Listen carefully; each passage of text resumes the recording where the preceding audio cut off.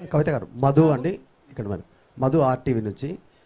మీరు party announcement చేసినప్పటి నుంచి కొంత విమర్శలు బయట నుంచి అందరూ అన్ని పార్టీల నుంచి చేస్తూ ఉన్నారు. డైరెక్ట్గా రాష్ట్ర ముఖ్యమంత్రి రేవంత్ రెడ్డి స్టేట్మెంట్ చేసిరు, ఉన్న పార్టీకే దిక్కు లేదు, కొత్త పార్టీ వచ్చి ఏం చేస్తుంది, వాళ్ళ ఇంటి పంచాయతీ మాకు రుద్దొద్దు అనేటువంటి స్టేట్మెంటు. ధర్మపురి అరవింద్ ఏమో మొన్నటిదాకా పిట్టల ద్వారా ఇప్పుడు పిట్టల ద్వారా సానని. కోమటిరెడ్డి బ్రదర్స్ ఒక పెద్ద జోక్, కవిత పార్టీ పెట్టడం, 6 ఏళ్ళు నేను ఎమ్మెల్యే అయితే నేనే కాలేదు ముఖ్యమంత్రి, ఆమె ఎట్లయితుంది, తండ్రికి విలువనివని ఆమె తల్లి ఎట్లయితుంది అనేటువంటి స్టేట్మెంట్ చేశారు కోమటిరెడ్డి బ్రదర్స్. ముగ్గురు తిట్టమంటావా అని ఒకటేసారి అంటే ఇప్పుడు పాయింట్ ఏంటంటే భారతీయ జనతా పార్టీకి వాస్తవానికి తెలంగాణలో స్పేస్ లేదండి. వాళ్ళు సామాజిక న్యాయానికి బద్ధ వ్యతిరేకులు, బద్ధ విరోధులు. 12 ఏళ్ళు వాళ్ళ ప్రభుత్వంలో ఉంటే ₹1 తీసుకురాలి తెలంగాణకు. ఎవరైతే విమర్శ చేసిన అరవింద్ మా కర్మగాలి, మా నిజామాబాద్ ఎంపీ, ఆయనకి నేను మళ్ళీ చెప్తున్నా, మీరు బుద్ధి తెచ్చుకోండి బ్రదర్, కొంచెం ఇప్పటికన్నా ₹2 పట్టుకురండి, మన రాష్ట్రానికి తీసుకురండి.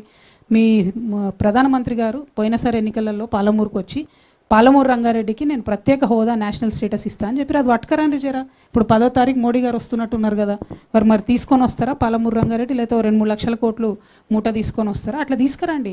నన్ను తిడితే ఏమొస్తుంది బీజేపీ వాళ్ళకు చెప్పు. నేను చేసేది నా పని నేను చేసుకుంటూనే పోతా, తెలంగాణ ప్రజల దగ్గర నేను పోతా, ప్రజలు ఏది చేస్తే అది అల్టిమేట్గా అవుతుంది.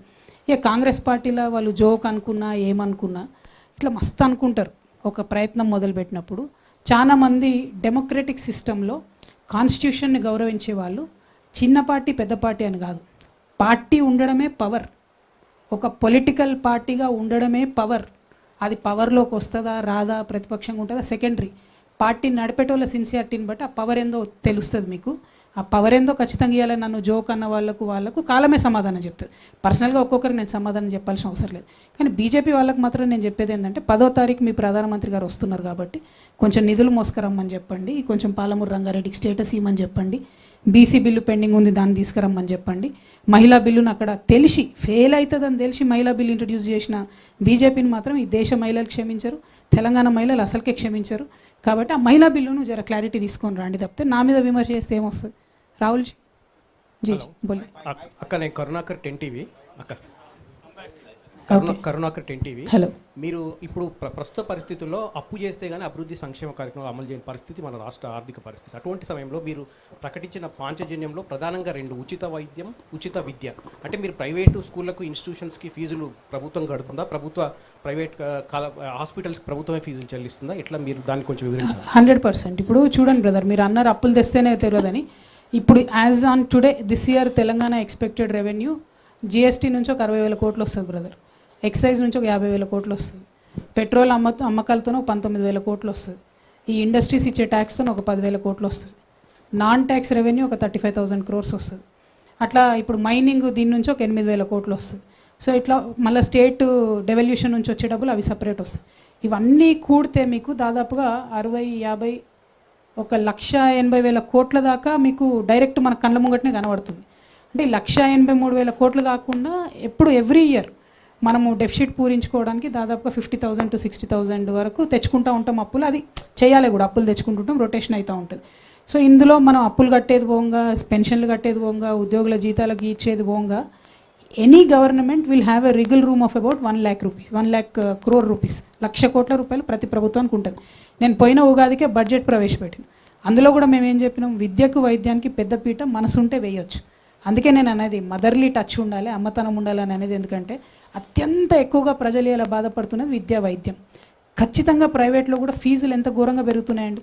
పోనీ మీరు ఫీజులు ఇయ్యరు, ఫీజు రియంబర్స్మెంట్ ఇయ్యరు, ఒక జీవో ఇవ్వండి దమ్ముంటే. నేను కాంగ్రెస్ గవర్నమెంట్ని సవాల్ చేస్తాను, ఒక్క జీవో ఇవ్వండి, ఈ ఇయర్కి నో ఫీజు హైక్ అని ఒక్క జీవో ఇవ్వండి.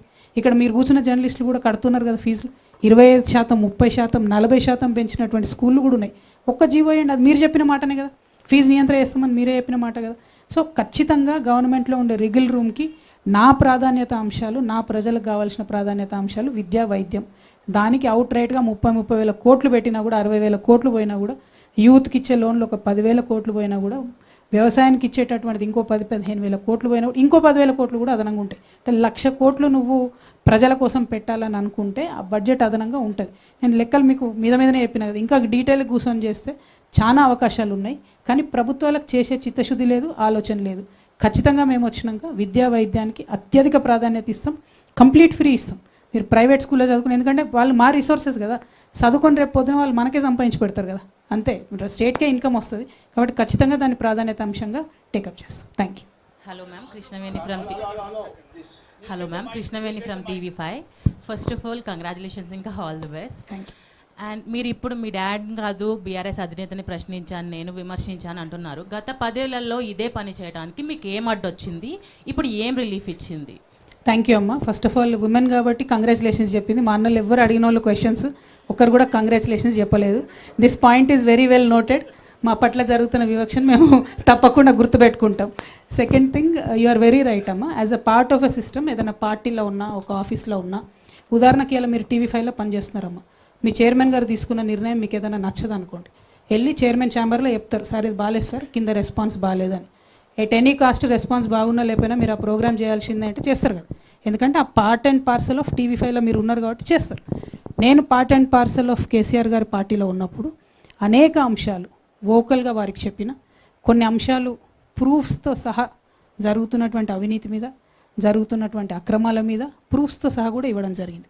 చర్యలు తీసుకోలేదు, వారి నిర్ణయం అది, నాకు వారంత జ్ఞానం లేదు. మా బాస్గా ఉన్నటువంటి వ్యక్తి తీసుకున్న నిర్ణయానికి కట్టుబడ్డం అన్నది డెఫినెట్గా ఆ టైంలో నా డ్యూటీ, చేయాల్సిందే, చేసిన నేను నా డ్యూటీ. అందుకోసం నేను తెలంగాణ ప్రజలకు క్షమాపణ కూడా చెప్పాను. నేను ఇంకొంచెం గట్టిగా ప్రయత్నించి ఉండాల్సింది, ఇంకొంచెం గట్టిగా నా వాయిస్ రేజ్ చేసి ఉద్యమకారుల పట్ల పనిచేయాల్సింది, ఇంకొంచెం గట్టిగా నా వాయిస్ రేజ్ చేసి అమరవీరుల కోసం పనిచేయాల్సిందని ఓపెన్గా నేను అమరవీరుల స్తూపం దగ్గర క్షమాపణ చెప్పిన. ఇవాళ కూడా నేను చెప్తున్నా, నేను చెప్పే ఈ పాంచజన్యం కావచ్చు, నేను చెప్పేటటువంటి ఉద్యమకారులది, అమరవీరులది, భూ నిర్వాసితుల పట్ల నేను కమిట్మెంట్తో లేకపోతే, నేను చెప్పే ఈ వల్నరబుల్ సెక్షన్స్ దగ్గర కమిట్మెంట్తో లేకపోతే, పక్కకే అసెంబ్లీ ఉంది, అసెంబ్లీ ముంగట్నే అమరవీరుల స్తూపం ఉంది, అదే స్తంభానికి నన్ను గట్టేసి రాళ్లతో కొట్టమని తెలంగాణ ప్రజలందరికీ నేను విజ్ఞప్తి చేస్తూ ఉన్నాను. ఎందుకోసం అంటా ఉన్నా అంటే, నేను ఒక కమిట్మెంట్తో వచ్చిన వ్యక్తిని. ఆనాడు ప్రశ్నించలేదు కాబట్టి ఈనాడు ప్రశ్నించొద్దు అని అంటే అట్లా కుదరదు. First of all, the strongest weapon in this world is not a gun, it is the ability to question. If you don't have that courage to question, there is nothing you can do. ప్రశ్నతోనే ప్రతిదీ ప్రారంభమవుతుంది. ఇవాళ నేను ప్రశ్నిస్తున్నా, ఖచ్చితంగా ఒక మార్పు వస్తుంది. వెళ్ళే డైరెక్షన్లో 100 మంది 100 అంటారు, 100%. వాటిని అన్నింటినీ I have to take it in good taste, but then I will keep forging ahead. Thank you. Rahul గారు. మేడం, కేసీఆర్ టీఆర్ఎస్ లాంచ్ చేసినప్పుడు ఇది ఫక్తు రాజకీయ పార్టీ కాదు అని అన్నాడు. తర్వాత he said yes we're a political party. No, మీరు జాగృతి స్టార్ట్ చేసినప్పుడు it started off as a cultural organisation. ఇప్పుడు మీరు it has escalated into a political party. No, this shows your party falls in a clear pattern within the family to develop 2 centers of power right in the bud. How do you react to this? Well, you are very wrong. I am sorry to say that, because I was suspended from BRS party without even being asked for an explanation. For any political party that is run under the Constitution of India, it is my democratic right to be at least given a show cause notice asking for whatever I have done or whatever I have commented or whatever reasons. See, there are other people right now, like Mr. XMLA, Mr. Rohit Reddy. He's in various cases. He's only been given a show cause notice. అంటే ఒక రాజ్యాంగబద్ధంగా నడిచేటటువంటి పార్టీలో ఎవరన్నా తప్పు చేసినారు అనుకుంటే suspend డైరెక్ట్గా చేయడం అన్నది కరెక్ట్ కాదు. పొలిటికల్ నోటీస్ ఇవ్వాల్సింది. ఇవాళ XMLA రోహిత్ రెడ్డి గారి మీద రకరకాల ఆరోపణలు వస్తున్నాయి. ఆయనకు షో కాజ్ నోటీస్ ఇచ్చిర్రు. మరి నేను ఏం తప్పు చేసినా నాకు తెలియదు, నన్ను అయితే డైరెక్ట్గా సస్పెండ్ చేసిండ్రు. ఏ రోజైతే బీఆర్ఎస్ పార్టీ నన్ను సస్పెండ్ చేసిందో, ప్రజా జీవితంలో ఉండాలనుకునే ఒక వ్యక్తిగా నాకు తెలుసు ఈ రాష్ట్రంలో బీజేపీ ఎన్నటికీ మేలు చేయదు, నాకు తెలిసి ఈ రాష్ట్రంలో కాంగ్రెస్ ఎన్నటికీ మేలు చేయదు. ఎందుకంటే మొత్తం ఉన్న తెలంగాణను ఆంధ్రాలో కలిపిందే కాంగ్రెస్. 2004లో పొత్తు పెట్టుకొని 2014 దాకా సాగదీసి 1200 మందిని చంపిందే కాంగ్రెస్. వచ్చిన తర్వాత కూడా ఇప్పుడు కాంగ్రెస్ ప్రభుత్వం వచ్చిన ఈ 2.5 ఏళ్లలో కూడా గోస తప్ప ఇంకోటి లేదు. సో నాకు కాంగ్రెస్ ఆప్షన్ కాదు, బీజేపీ ఆప్షన్ కాదు. మరి నేను ప్రజా జీవితంలో ఉండాలనుకునే వ్యక్తిగా నేను ఒక పొలిటికల్ అవుట్ఫిట్ పెట్టుకొని ప్రజల ఆశీర్వాదం కోసం వెళ్తా ఉన్నా. సో ఇది 2 కనెక్టెడే కదా అని మీరు మాట్లాడితే అది చాలా తప్పండి. మీ ప్రశ్న తప్పని నేను చాలా వినయపూర్వకంగా చెప్తా ఉన్నాను. ఎందుకంటే బీఆర్ఎస్ పార్టీ నన్ను వద్దనుకున్నది, నేను మాత్రం నా తెలంగాణ ప్రజల దగ్గరికి, కుటుంబ సభ్యుల దగ్గరికి వెళ్తున్నా. వాళ్ళు ఆదరిస్తారో మరి నన్ను ఏం చేస్తారో అది ప్రజల ఇష్టం, వారికే వదిలేస్తాను. Thank you. ప్రైవేట్ హెచ్ఎఫ్డివి యువతకి మహిళలకు ప్రియారిటీ ఇస్తున్నారు. రీసెంట్గా జైనింగ్స్ చూస్తే మాత్రం మీ పార్టీలో మాజీ ఎమ్మెల్యేలకు కావచ్చు, అదేవిధంగా మాజీ మంత్రులకు సంబంధించి కూడా వాళ్ళ జైనింగ్స్ తీసుకున్నారు. ఇది ఒక క్వశ్చన్. రెండో క్వశ్చన్ వచ్చేసి, మీ టార్గెట్ బీఆర్ఎస్ పార్టీ నెక్స్ట్ వచ్చే ఎన్నికలకు సంబంధించినంత వరకు బీఆర్ఎస్ పార్టీ ఓట్లు గెలిచడానికి మీరు ప్రియారిటీగా ఉంటున్నారా? ఒకటండి, మాకు వచ్చే జాయినింగ్స్లో న్యాచురలీ కొంచెము ఎక్స్ ఎమ్మెల్యేనో ఎక్స్ మినిస్టరో జాయిన్ అయితే మీరు ఎక్కువ వేస్తారు కదా, మామూలుగా కొత్తగా వచ్చే వాళ్ళని వేయరు కదా మీరు. వేలాది మంది అంటే మరీ నేను ఎన్ని కండువాలు కప్పినా అని చెప్తే బాగుండదు, కానీ ఈ గత 1 ఇయర్గా వేలాది మంది జాగృతిలో జాయిన్ అయినారు. వాళ్ళు తెలంగాణ రక్షణ సేనలో భాగమవుతూ ఉన్నారు. ఈ కొద్దిగా తెలిసిన వాళ్ళు మెదక్ మాజీ జెడ్పీ చైర్మన్ గారు, లేకపోతే ఒక ఎక్స్ ఎమ్మెల్యే గారు, ఒక ఎక్స్ నిన్న మినిస్టర్ గారు ఇట్లా జాయిన్ అయినప్పుడు మీకు పెద్ద వార్త కనపడుతుంది.